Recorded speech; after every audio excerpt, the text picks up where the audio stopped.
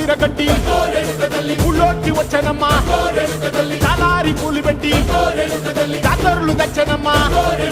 తంగేడు పూలు పెట్టి రంగాణ దూకేనమ్మా ముక్కు ముక్కెర పెట్టి